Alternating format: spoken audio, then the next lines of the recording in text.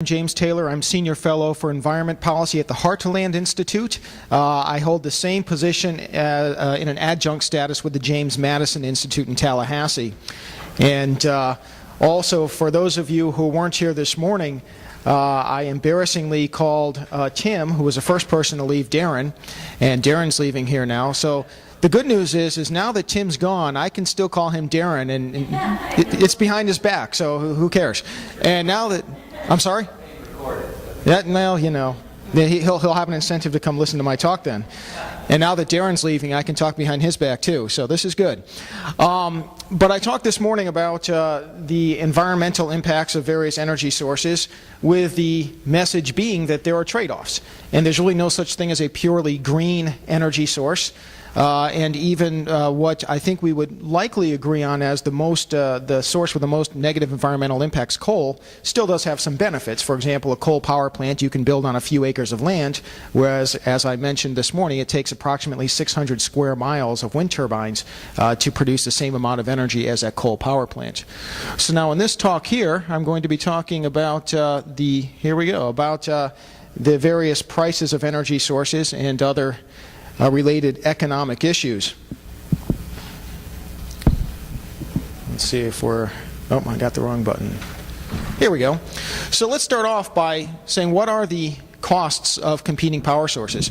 It's important when we talk about costs to look at the levelized costs of the energy sources. And by levelized, what that means is we strip away the various tax penalties or tax subsidies, all the factors that are introduced that, you know, oftentimes don't get reflected in our bills or are hidden in our bills. And this tells us what society pays. For example, if I'm paying a certain price for solar power from my utility, but they're receiving all sorts of federal subsidies, I'm still paying for those subsidies, and so are many other people, but I don't see them.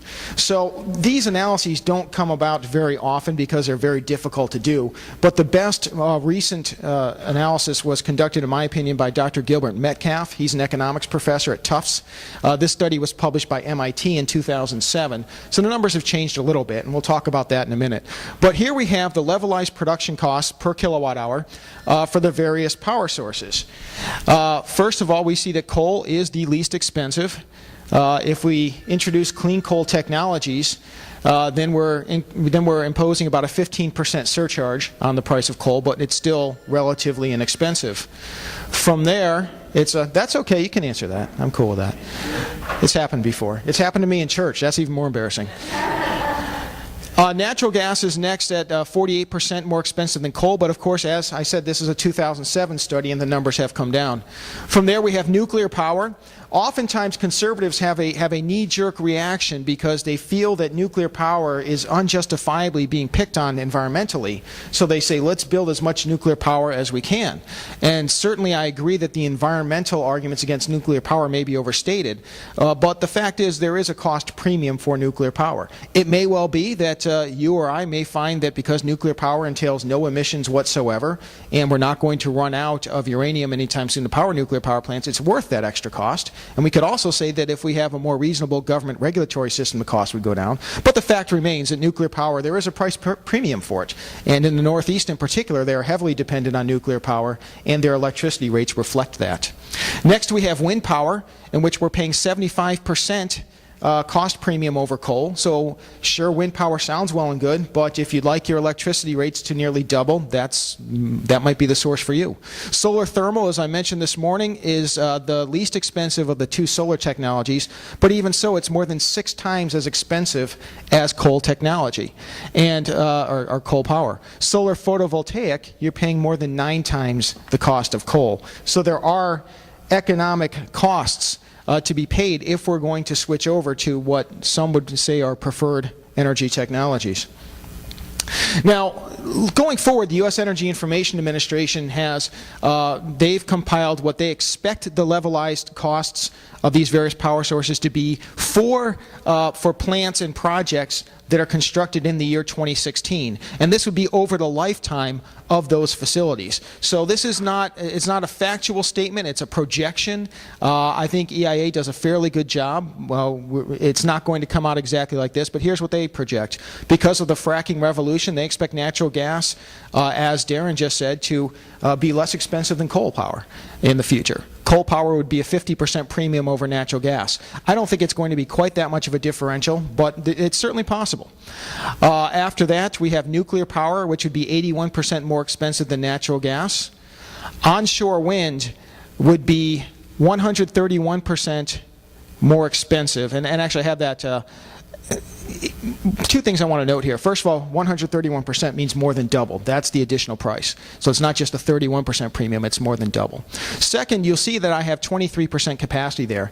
EIA, when they produced this chart, they assumed a capacity factor for wind power of 34 or 36%. That's unrealistic. It doesn't happen in the real world except in very small places. The general standard is in the low 20s. So I think that we have to use those numbers instead, and that's why we arrive at more than double, whereas EIA's numbers would be somewhat less than double. But looking at real world capacity factors, that's the price we pay. Offshore wind. This is very interesting because in Florida, this is the only way we're going to get any wind power is offshore. And yet offshore wind power is tremendously more expensive not only than natural gas and coal, but even than onshore wind. We're paying 5 times as much for onshore wind than we would for natural gas. Moving to solar technologies, EIA expects that solar thermal and solar photovoltaic will come down in relation to coal, but still, we're still talking about rather than 6, 7, 8, 9 times the cost of coal, now we're talking 3, 4, 5 times the cost of natural gas and still at least 2 or 3 times the price of coal. And keep in mind, those are projections over the lifetime of those projects and power plants. So when sometimes people say, yeah, but the technology is improving, it's getting less expensive all the time, sure, we see that reflected here, but we're talking even on average 30, 40 years from now, we're still paying a mega premium in our costs for wind and solar power. So it's important to keep in mind when we decide to make our subjective choices, whether we want to pay extra or pay a price differential for various forms of power. Those are the numbers.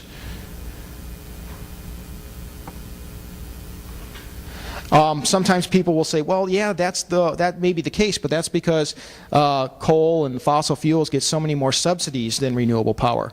Well, the U.S. Energy Information Administration reports that on a $1 per megawatt basis, solar power receives nearly $25 in federal subsidies per megawatt hour. Wind power receives nearly $24 per megawatt hour. By comparison, nuclear is at approximately $2 and coal is at approximately 50 cents. I believe that's 44 cents. So we're not seeing that the conventional power sources are less expensive because of favorable federal tax subsidies. I'm going to skip this chart for a second and come right back to it. Don't look. There we go. Here we have electricity prices broken down on a state-by-state basis. And it's important to realize that electricity prices are not uniform. They're not the same throughout the country. I don't know how well you can see the numbers, but essentially the darker the blue, the more expensive the price. So the price for electricity, this is 2009 numbers from the Energy Information Administration.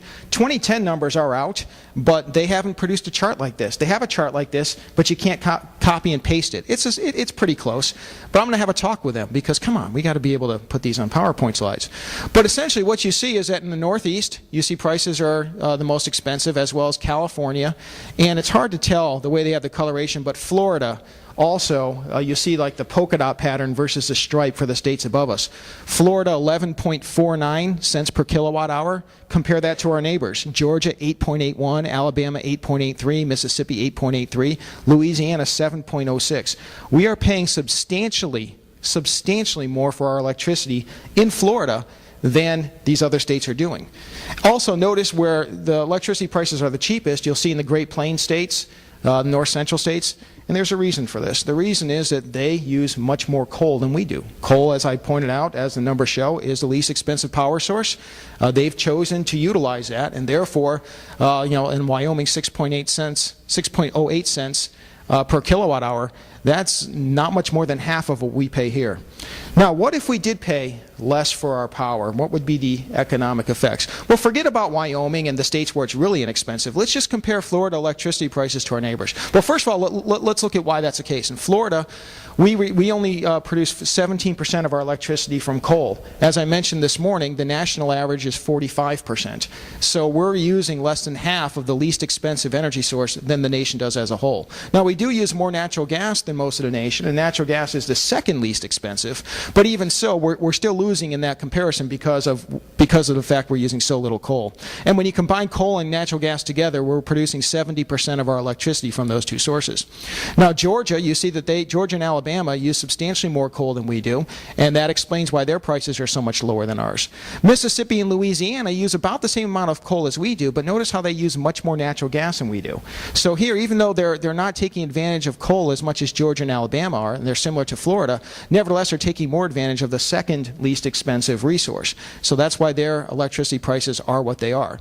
So there is a reason why our electricity prices differ from state to state, and why in Florida we pay so much more than our immediate neighbors. And of course, if you're a manufacturing plant, if you're some type of industry or maybe a white-collar business and you're thinking about where you're going to locate, well, you know it's going to cost you a lot less to do business in any of these neighboring states than it does in Florida. Now, let's look at the practical consequences. Let's get away from the abstract numbers. If Floridians paid Georgian prices for electricity, if we paid the 8.85 or whatever it was, our state economy would save $6 billion per year. We pay an extra $6 billion for our electricity than we really need to if we would just have Georgia, Alabama, Mississippi prices. And that, on a per household basis, is $850 each and every year. That's how much extra we're paying for our electricity because we choose to have this fuel mix that we do. If we paid Louisiana prices, this would save the state economy $10 billion per year.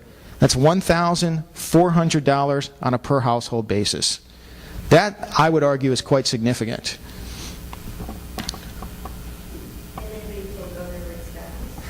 I'm attempting to. I'm going to be in Tallahassee next week, and I spoke with his staff last year. I think Governor Scott agrees with me, but there's a lot that he has to fight through in Tallahassee, including our Republican legislators. Oftentimes, Republicans agree with me. So right here, for example, I'm going to bash Republicans because I have it coming, at least in Tallahassee on this issue. What determines our fuel mix? The 7-member Florida Public Service Commission, that's known as the PSC, they rule on permit applications for electric power plants and other sources of energy, solar, wind, etc. The Commission's 5 members are nominated by the governor, and they're approved by the Senate. Now, we've had a Republican governor for a while. We've had a Republican Senate. As a result, all 5 of our current public service commissioners have been nominated and approved by Republicans. Nevertheless, the PSC has routinely blocked inexpensive coal power plants while championing and approving expensive wind and solar projects. Now, our percentage of wind and solar isn't that great, but nevertheless, going forward, we're seeing less and less coal over time because no new permits are getting approved, and we have to switch to something, and they're trying to have that difference being made up for increasingly by wind and solar. So even the prices that we're paying now relative to our neighboring states, the differential is probably going to grow in the future unless something is done. Now, of course, Governor Scott's been in office for less than 2 years, so we can't totally blame him for this, although he did have the capacity when he took office to remove all the commissioners and appoint his own. There is precedent. It's been done. He declined to do that and kept them in place. Now, what is the legislature doing? This very week, the Florida Senate Committee on Communications, Energy, and Public Utilities unanimously passed a bill directing the PSC and state regulators to give new and additional handouts to wind and solar producers, give preferential permitting treatment to wind and solar projects, and to view with disfavor permits for coal and natural gas power plants. In other words, in their view, according to the Florida Senate, we're not doing enough to have more of these expensive power sources. We're too weighted towards coal and natural gas, even though we're already paying such a premium versus our neighbors. And as you see on the bottom, our Florida Senate is currently 70% Republican. Here we have this committee voting unanimously for this. Find out who your state representative and your state senator is. Write them. Who's the committee chair? I don't know. You can look that up, or you can email me. My email address is at the end. It's jtaylor@heartland.org. I will get that to you. I'll be in Tallahassee next week. I'm trying to bring this to their attention. And here's the thing. When I see this type of activity going on, where we have these new political efforts to disfavor coal and natural gas in favor of wind and solar, if I were just to look at that in random, I would say two things. One, wow, that must be like one of the bluest of blue liberal states out there. And number two, I would say even so, they probably had a heck of a fight in committee to get it out. Here we have a Republican-dominated Senate passing this unanimously. I mean, look, that's my point of view. I don't want to push it down people's throats. We all have our different political views and our subjective values, but I just think it's rather odd that we're pushing now in the state of Florida for even more expensive fuel, more expensive energy, and it's coming from a Republican-dominated legislature. This quote, "There is more than one way to skin a cat." You may recognize that. The reason I have it there, and I don't want to get overly political or partisan, despite the fact that I just beat up on Florida, our state legislators who are Republican. But that's a quote from President Obama. And the reason why I have it there is because when cap-and-trade legislation failed in the U.S. Congress in 2009, he responded, well, there's more than one way to skin the cat. And basically what he was saying is that, well, we won't call it cap-and-trade, but we're going to have federal legislation and regulations, hopefully, that will take our economy more away from coal and natural gas, and again be emphasizing the renewable power sources, solar and wind, for which we see are so much more expensive. So you get the same thing just through a different avenue. Now, I already showed you the prices according to the Energy Information Administration. Here's something more on but let's bring it to the individual household. According to CBS News, the Obama administration itself concluded that a cap-and-trade law, which basically have the same thing as renewable portfolio standards and other efforts to get us off of coal and natural gas, would cost the average American household $1,761 per year. And that seems reasonable enough, number one, because we see that's the price differential approximately between Florida and Louisiana energy costs. And number two, it's coming from the Obama administration itself, who I don't think has an incentive to make the cap-and-trade program look bad. Secondly, the Department of Treasury, again under the Obama administration, they determined that carbon offsets would cost the average household approximately $3,000 per year. So I just want to show you that the numbers I presented earlier, they're across the board. This is the price we pay if we're going to switch over to those energy sources. Now, this is a picture of a house with a broken window. I want you to remember that. Every time somebody says, yeah, but we're going to stimulate the green economy, we're going to have all these new green jobs. And the reason I have this picture up is, imagine, if you will, the federal government pays people to pick up stones and throw them through people's windows. Okay, number one, we're going to create jobs in the stone throwing industry. Number two, we're going to create jobs in the window repair industry. So you can say we're creating all these new jobs. The problem is that people are going to have to pay, number one, pay more in taxes to pay for the people to pick up stones and throw them through windows. But secondly, we're going to have to take more money out of our budget that otherwise goes to education, housing, food, nutrition, consumer goods, you name it, to pay for the windows that we didn't used to have to pay for. So sure, we might be creating jobs in these sectors, but we are killing more jobs elsewhere in the economy and lowering our living standards at the same time. And here are some real-world illustrations. In Spain, beginning in 2005, Spain embarked on a renewable energy program designed to transform the nation's economy. President Obama has held this up as an example of what the U.S. economy should do through a green energy program. Economics professors at Spain's King Juan Carlos University published a 2009 study showing that for every one green job created, 2.2 jobs were destroyed elsewhere in the economy along the broken windows concept. And just to take it out of academia and put it in a real-world perspective, Spain's unemployment rate has approximately tripled since Spain's renewable energy program took effect and now stands at 23%. Sure, we've had a global recession during that time period, but the U.S. economy hasn't tripled, or our unemployment rate hasn't tripled, nor is it anywhere near 23%. Similarly, oh yes, and here's an interesting note. Just this month, February 2012, Spain's government announced it can no longer afford to subsidize renewable power and is halting all subsidies. So even in Europe, they're getting the point, which is encouraging. Come on, clicker. There we go. Another study by Verso Economics, that was last year, 2011, found that similar results are occurring in the UK. In the UK, renewable energy mandates destroy 3.7 jobs for every 1 job created. Again, broken windows. Remember that. Now, what about where we do have oil and gas production? By comparison to the jobs destroyed and the unemployment rate that's rising, where they've tried to switch over to the renewable energy economy, because of shale oil finds in North Dakota. This isn't shale gas; it's predominantly shale oil. Similar concept, just oil trapped in the shale than the natural gas. There's now a boom in oil production in the state. As a result, North Dakota's unemployment rate is 3%.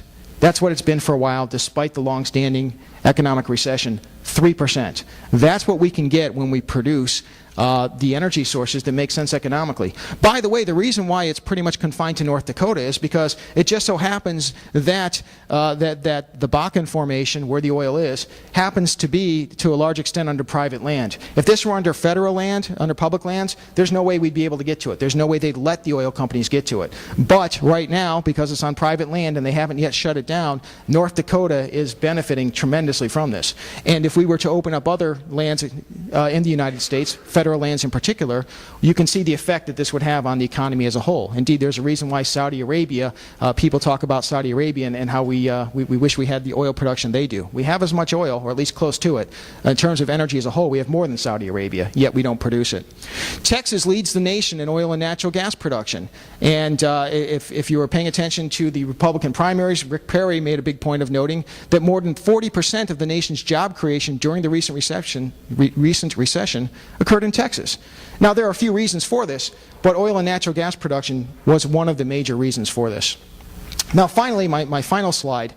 You often hear that China's eating our lunch in the renewable power industry. They're producing all the windmills, all the turbines, all the solar panels, and we're falling behind. But when you look at this closer, you see something very interesting. Okay, China does lead the world, my second point here, China does lead the world in producing solar and wind power equipment. That's true. But the nation produces 80% of its own electricity from coal. Actually, that number is 83%. And it generates almost no wind and solar power. So they build the equipment, and then they sell it to the US and Europe, where consumers are forced to pay the higher prices for it. So China's wind and solar economy is built on the premise that through cheap labor and cheap materials, China can produce cheap goods to fulfill Western nations' renewable energy requirements, where Western nations are not only paying China for the equipment, but then they're incurring higher energy costs than the Chinese themselves incur, because they are using coal rather than wind and solar. They make the equipment, but they know better than to use it themselves. So, quote, the new green economy is a government-created entity that, as Spain has discovered, cannot be sustained. The only reason why China's eating our lunch here is because our government's forcing us to create a market that China can exploit that's harming our economy and benefiting theirs. So as far as I'm concerned, China can continue to do that. What's interesting is I noted before that Spain is now withdrawing their subsidies. Europe as a whole is pulling back somewhat on their renewable power mandates. And as a result, if you do a Google search for China and solar equipment production, you'll see that they now have excess solar equipment that now many of their companies are going bankrupt. They're having to sell them at cut rate prices because there is no private market for these products. The only market that exists is a government-created one. And as soon as governments start curtailing their subsidies and mandates, then that whole market collapses. And that's what we're told we need to do in the United States, is create a market, an energy market, make ourselves dependent on an entirely fictitious market, at least as far as the private sector is concerned. So that concludes, unless let's see, I think that's my last slide. And if this doesn't work, it certainly is. That's my last slide, so I thank you for your attention. That's my email address. You can certainly email me for any questions, additional information. I'm happy to provide it. Thank you very much.